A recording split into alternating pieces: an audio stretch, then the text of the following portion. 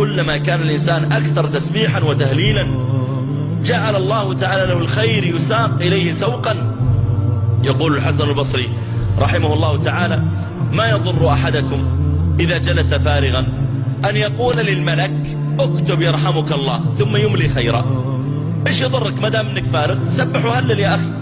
واحد واقف عند مطعم، واقف عند مخبز، واقف عند بقالة، أراد أنه ينام، انتبه لا تفوت لحظة إلا وأنت تقول سبحان الله وبحمده، سبحان الله العظيم، استغفر الله استغفر الله استغفر الله. طوبى لمن وجد في صحيفته استغفارا كثيرا.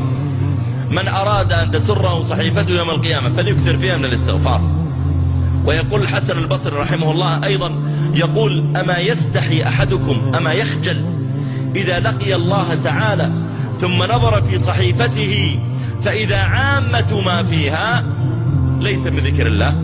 يعني يوم القيامة تعرض عليك صحيفة هذا اليوم، فإذا فيها مثلا 10,000 كلمة فرضا تكلمت بها، وإذا كل صفحة فيها 1000 كلمة، وتبحث ما فيه استغفر الله سبحان الله الله أكبر، كل كلام فارغ ما ينفع.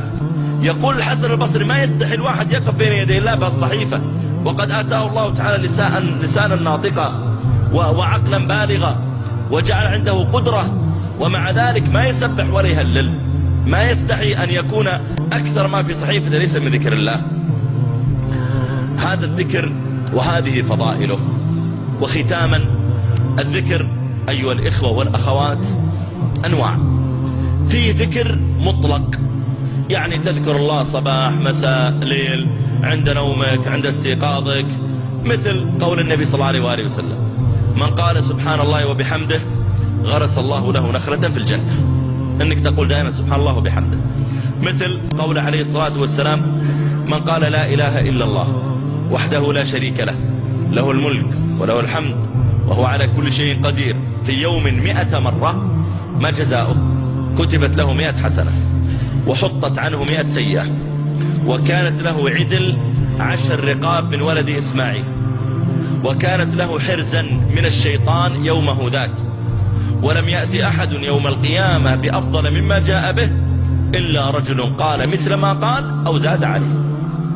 هذا يا جماعة أيضا من فضائل مثل هذا الذكر، أن يكون الإنسان يقوله. وهذا الذكر لا إله إلا الله وحده لا شريك له، له الملك وله الحمد وهو على كل شيء قدير، إذا قاله الإنسان لا يستغرق من أكثر من 10 دقائق 100 مرة، وكلما زاد الإنسان فهو أفضل.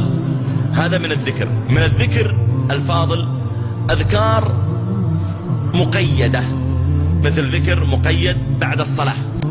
يقول عليه الصلاة والسلام: من سبح في دبر كل صلاة 33 وحمد الله 33 وكبر الله 34 ما جزاؤه؟